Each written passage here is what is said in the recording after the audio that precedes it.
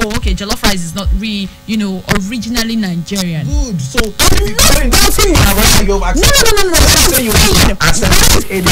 You has to be an indigenous one that emanates. Okay, if you want to celebrate an indigenous, which tribe would you pick? Yeah, you start charity begins at home now. Charity, no. If you want to celebrate it world, like okay, even outside Nigeria, today is someone will say, then the Yorubas will come, why didn't they pick our own Eforiro? Then the Benins will come, why didn't they pick our own black soup? Then these people is going to come, why didn't they pick our own? So if you want to celebrate a particular food that will generally egusi soup. Egusi soup is from the southeast. It's eaten everywhere. It's eaten everywhere, but it's from the southeast. But it's still called egusi soup. It's still called egusi soup. So if you're going to say egusi soup day, the southwest is going to come out and say, what is our own soup? No, it's so. What I'm talking about is if you want to celebrate, it's black soup now. It's black soup. It's black soup. So if you want to celebrate a food that will cover the whole country, it should be Nigerian jollof. Yeah, right.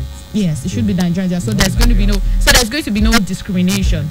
You are just arguing. Let them catch you on the road. Go and tell them Nigerian jollof is not in Nigeria.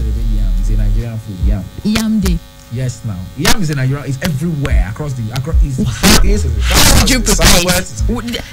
This particular day, this Figon Millet Day. It's the way it's being prepared. That's why it's being celebrated. So if you want to celebrate Yam Day, how, in what way? Pepper soup yam, powdered yam, fried yam, roasted yam.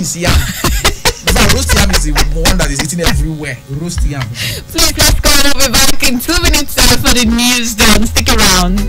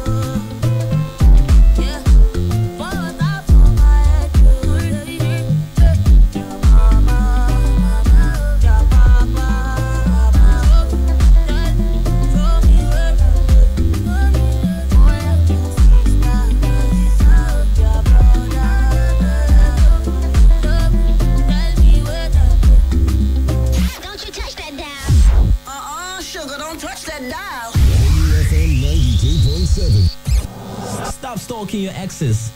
Follow us on Facebook at KUFM Nigeria. 92.7 KUFM News. Concise, precise, balanced, unbiased. We are live from Benin City to the world. This is 92.7 KUFM News Talk. Good Good morning and welcome to News Dawn on KU 92.7 FM Benin City. First, the headlines.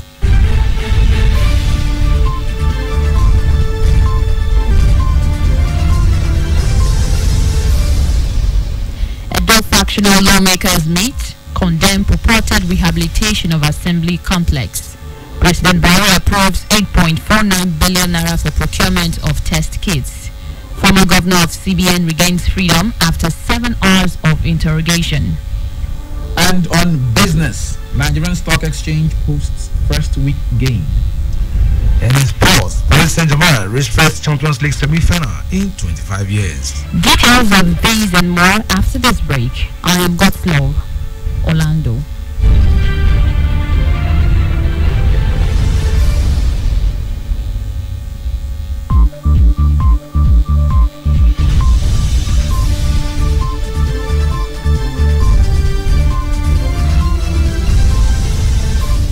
The news in details. Functional 17 lawmakers have condemned the purported rehabilitation of the Anthony Enaro complex of the State Assembly. The Francis Okiye had met last week and stated that the complex was undergoing emergency repair works. He denounced the meeting of 17 lawmakers where a parallel speaker, Honorable Victor Edoro, was elected. The 17 lawmakers who met in a private hall in GRA also called on security agencies to evacuate hoodlums from the complex in order to create a conducive atmosphere.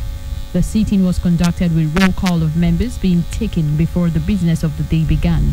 The factional speaker Edoro at the sitting said it is sad that the hollow chambers of the Edo State House of Assembly has been desecrated upon with hoodlums taking over the complex, thereby making unsafe for members to sit.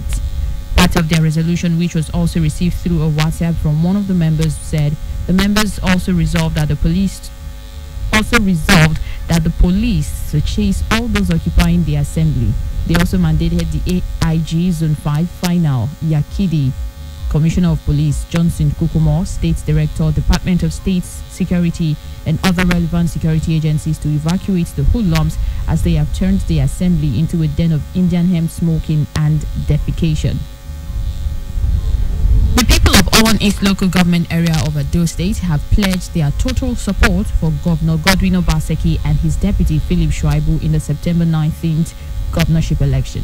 At Ivibiaro, Warate, and other areas in different communities, there was a massive turnout of PDP supporters who say they are ready to vote for Governor Godwin Obaseki. After a courtesy call on the palace of Oye Ivibiaro, the governor proceeded to the Warake Ward 11, where the people appealed to him to invest more in development projects. The governor also commissioned the primary healthcare center in Warake. The Owan East Council of Traditional Rulers also received the governor and appealed for more support. At the wards where thousands of PDP supporters turned out in large number, the rally turned emotional as one of the beneficiaries of the governor narrated his encounter.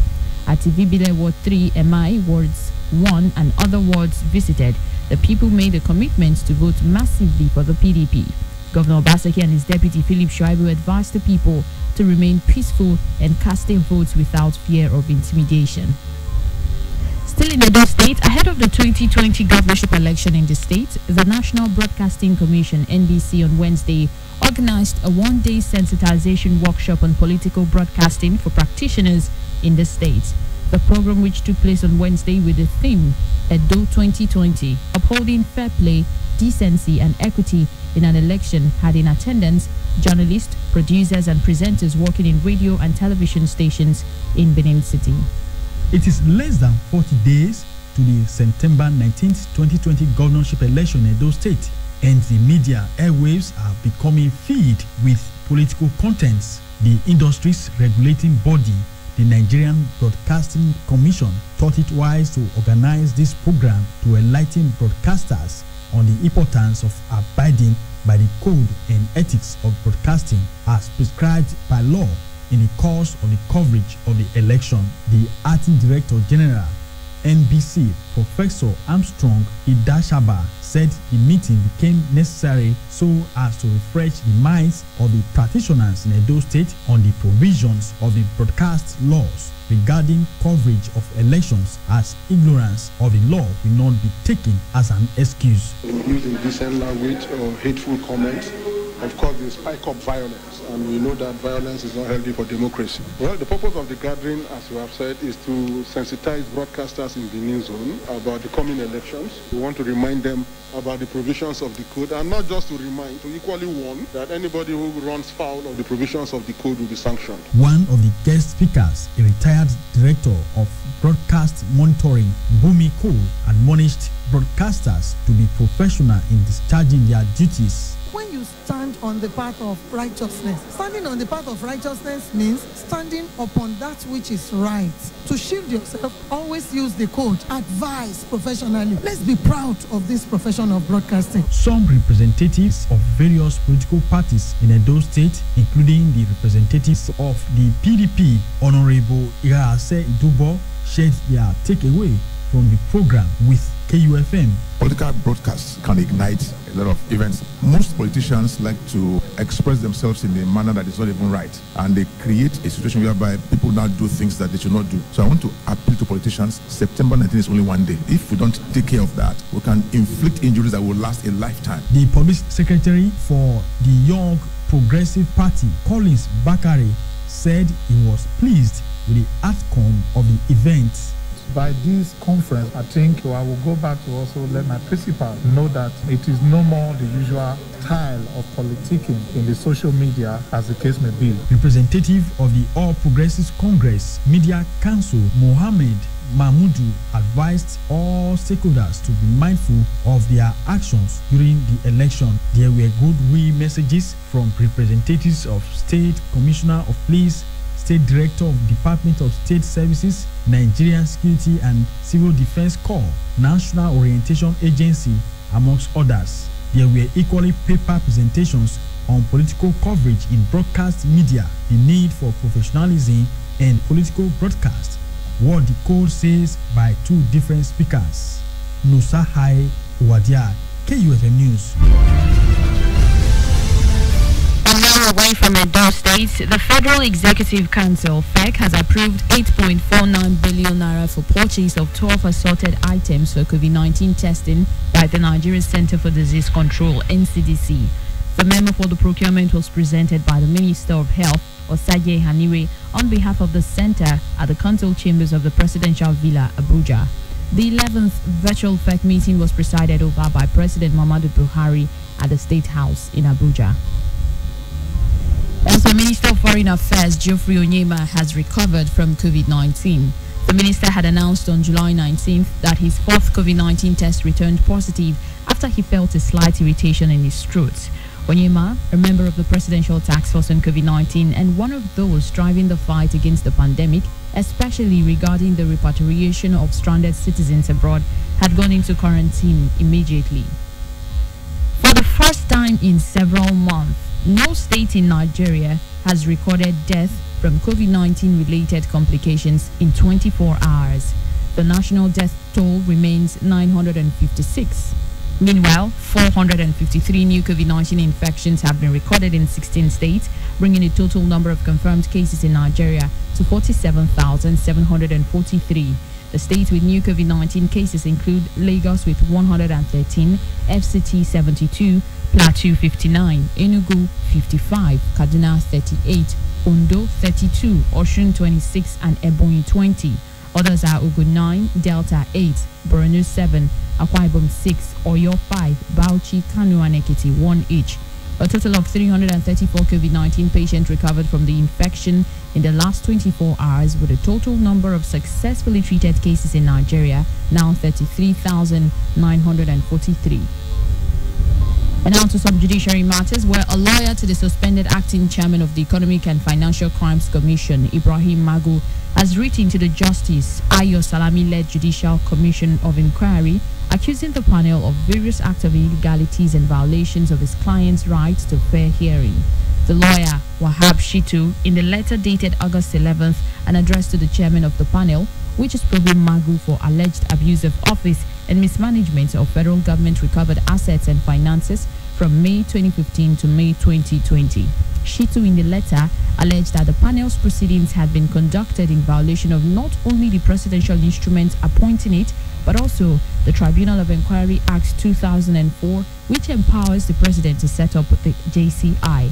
The lawyer also expressed concern that despite his client being the principal subject matter of the proceedings, he was not formally invited to appear before the panel, and that the instrument appointing the JCI, which was signed on July 3, 2020 by the president, was not served on him until 35 days after. KUFM News Done returns right after this break. Please stay with us. Beautiful one, I call on you today. Bless you. This not be time of bless you. This season where we say coronavirus, so they show itself for the world.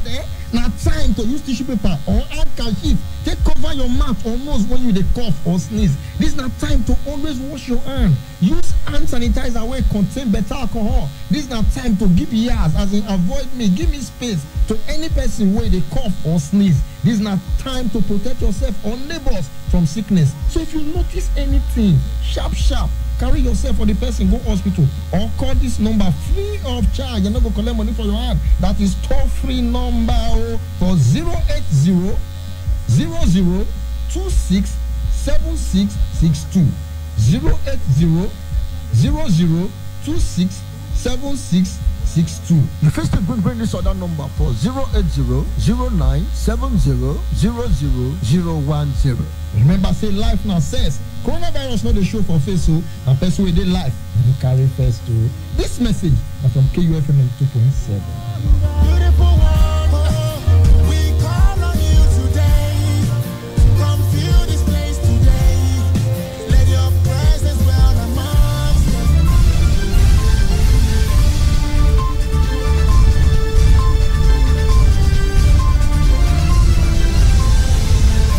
Welcome back. You're still listening to News Done on 92.7 KUFM. And now to the rest of the news.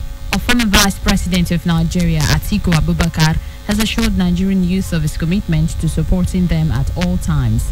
Atiku gave the assurance on Wednesday in a message to mark the 21st anniversary of the International Youth Day. The former presidential candidate of the People's Democratic Party, PDP, hailed Nigerian youth for their doggedness and drive towards a better nation, saying this year's theme, Youth Engagement for Global Action, captures how important young people are in the scheme of things. He explained that with COVID-19 pandemic ravaging the world, youth have a huge responsibility in fighting the disease, as the future of humanity rests on their shoulders. And to Ondo State, where the governor, Oluwarotimi Akeredolu, has inaugurated the pioneer officers of Ondo State Security Network Agency, Amotekun Corps. Akeredolu, while inaugurating the corps in Akure, the state capital, expressed delight with the performance of the pioneer Amotekun Corps officers who just completed their training. He urged them to put into good use all they were taught during training to ensure the security of life and property in the state. While soliciting for more funding from the federal government to equip the police, Governor Akeredolu said the Amotekun Corps is designed to support the existing security framework in the state. At least 94 Nigerian girls stranded in Lebanon due to coronavirus pandemic have returned home. Announcing via Twitter on Wednesday, the Nigerians and Diaspora Commission said the evacuees arrived at the Muritala Mohammed International Airport, Lagos. The returnees who tested negative for COVID-19 before departure are expected to self-isolate for 14 days, according to the protocol of the Presidential Task Force on COVID-19 and the Nigeria Center for Disease Control, NCDC. They are also expected to take another COVID-19 test before joining society. 94 out of 150 stranded Nigerian girls arrived Muritala Mohammed International Airport, Lagos, from Lebanon today when... 94 out of 150 stranded Nigerian girls arrived Muritala Mohammed International Airport in Lagos from Lebanon on Wednesday, 12th of August 2020. The former Deputy Governor of the Central Bank of Nigeria, CBN, Obadia Mailafia, has been released from the DSS custody in Jos after 7 hours of interrogation. My Lafia was squeezed for several hours by the Department for Security Services (DSS) in Jos on Wednesday.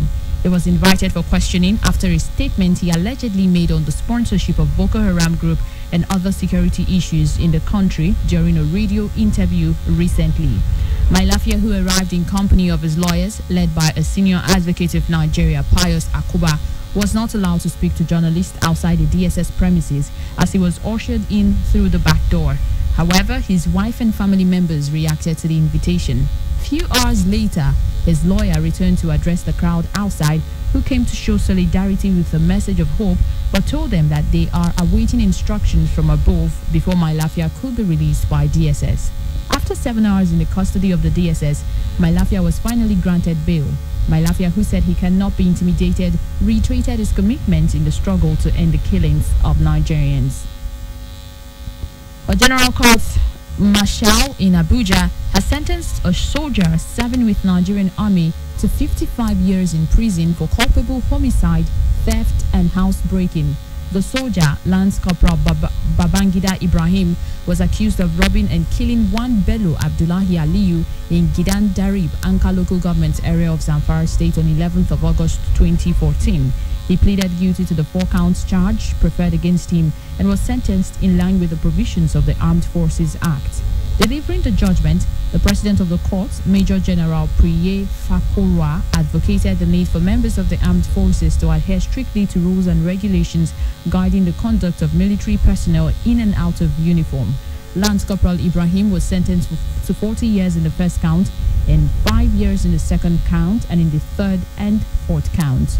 Although the second, third and fourth counts are to run concurrently, the verdict is, however, subject to ratification by the Nigerian Army Council.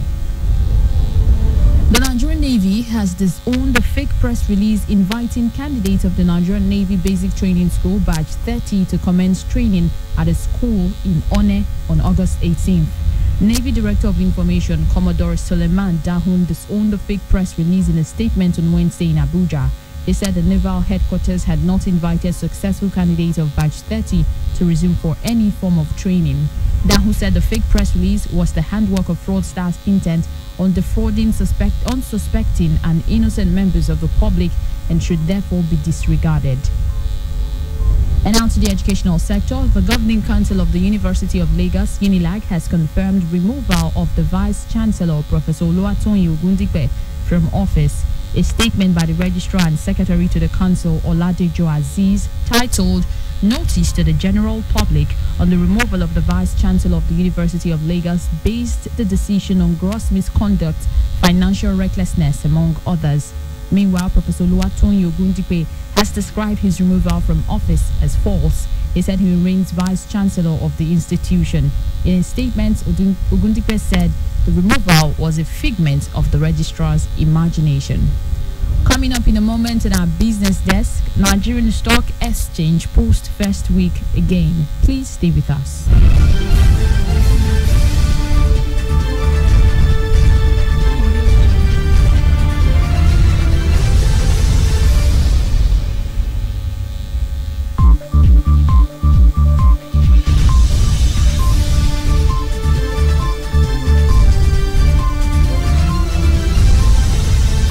Welcome back. It's still 92.7 KUFM's News Dawn. And now on our business news this morning, the Nigerian stock market has recorded first week gain, which was recorded in medium and large capitalized stock.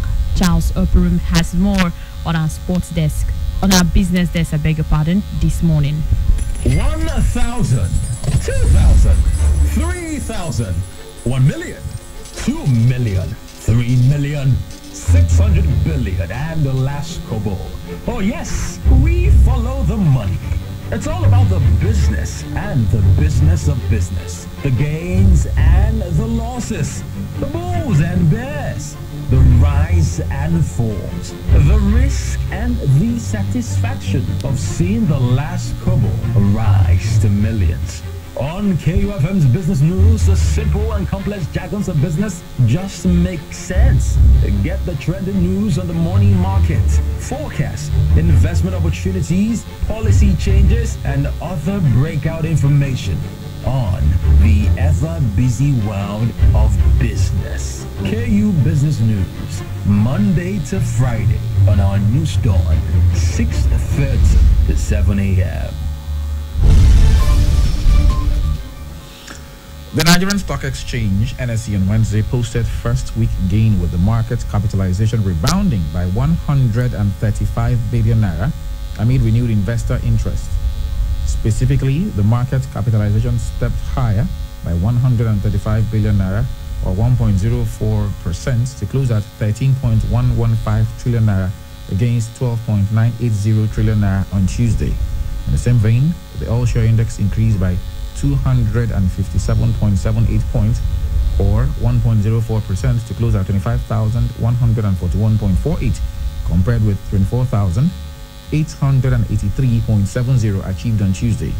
The upturn was impacted by gains recorded in medium and large capitalized stocks, amongst which are Seplat, Airtel Africa, Presco, Ukomo Oil and Guinness. Chief Operating Officer Invest Data Limited, Ambrose Omodion, attributed the rebound to investors and traders positioning in anticipation of interim dividend payment by some companies. Consequently, market breadth closed positive with 18 gainers and 11 losers. Seplat led the gainers chart in percentage terms, gaining 10% to close at 385 naira per share. Elsewhere on business, the total assets of the banking sector rose to 47.82 trillion naira as of the end of June. A member of the Monetary Policy Committee of the Central Bank of Nigeria, as MPC, Dr. Rafindadi Sanusi, disclosed this during the last MPC meeting in his presentation, which was obtained by reporters on Wednesday. He also said the report on the banking system stability review showed that despite the challenges posed by the COVID-19 lockdown, the banking system remains sound and resilient. Following the introduction of the loan-to-deposit ratio policy, he said total gross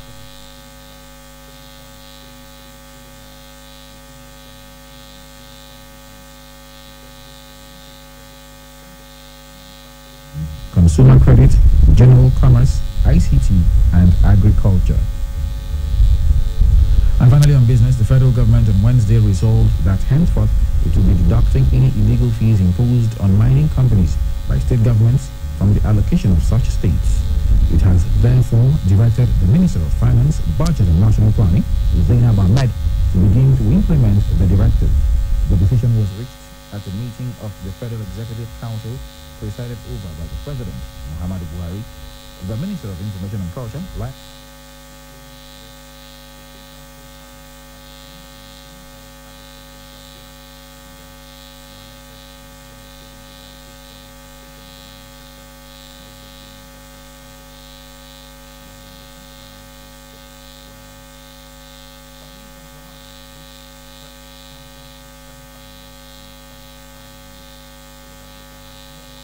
on our sports desk this morning.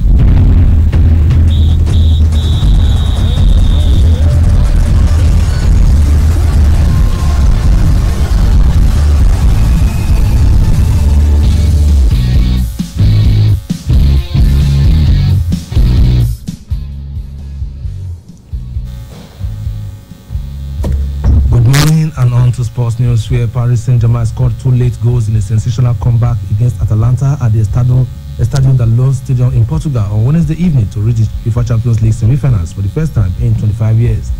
On the 50th anniversary of the club's founding, it looks like being a familiar tale of failure for the Parisians on European club football's biggest stage.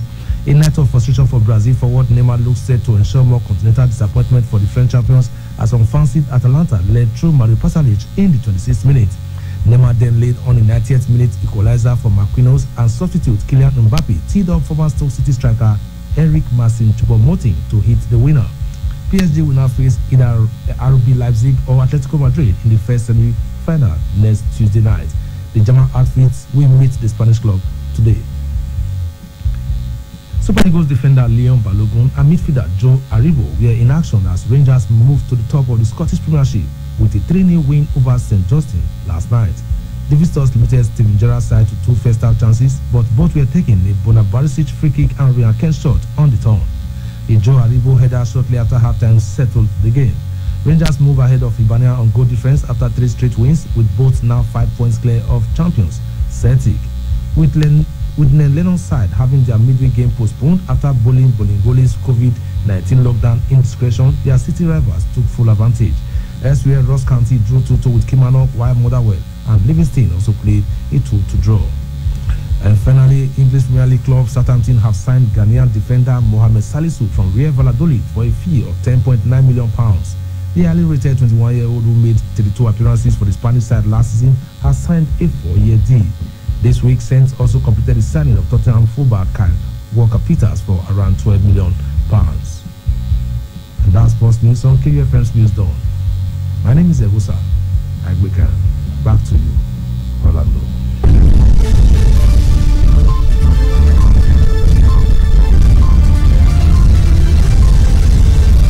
Thank you so much, Agosa, and that's the news. But before we go, let's take a quick recap of the headlines. Edo factional lawmakers meet and condemn purported rehabilitation of Assembly Complex. President Buhari approves 8.49 billion naira for procurement of test kits. And finally, on News Dawn this morning, former governor of CBN regains freedom after 7 hours of interrogation.